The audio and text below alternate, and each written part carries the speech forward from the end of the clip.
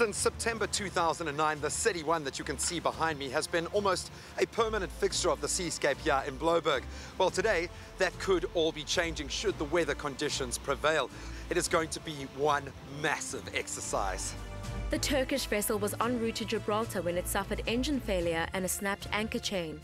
It was driven aground by strong westerly winds.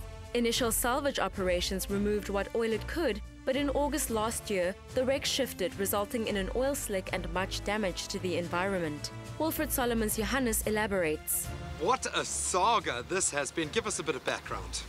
First of all, we had continuous oil pollution coming out, particularly in the winter, when rough sea conditions come, and it disturbed the vessel. Then we have oil leakages, penguins get oil, the shoreline gets contaminated with oil along the beach, and it's also a threat to the general public. The oil tanks cannot be removed, and after much investigation, the most immediate solution is to blow up the tanks and control the resulting spill. If we're not going to blow the oil tanks and the fuel tanks, every winter we potentially will have a further spills taking place along the coastline.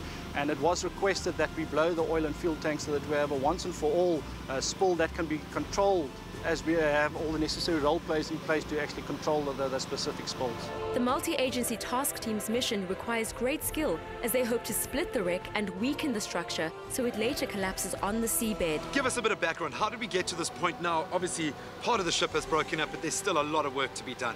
What has happened is the Department of Transport and the City of Cape Town has approached the South African Navy to assist with the reduction process of the Seli 1, which has gone aground during 2009.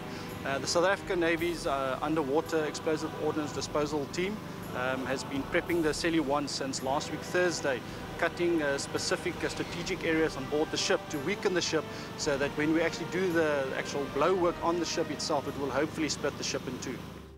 Law enforcement agencies were on scene to encourage the public to adhere to the safety measures, while great care was taken to cause as little stress as possible to the marine life. What we are planning to do with the marine life is strategically place smaller charges before we're firing the main charge to make sure that there's no extra marine life moving into the area, or the marine life that's in the area, hopefully that will scare them out of the area. So far, so good. The efforts will resume today as the team will seek to force their way through the hull and release any remaining oil. After Wednesday's blast, the limited oil spills that occurred have been cleared up and no more marine life has been affected.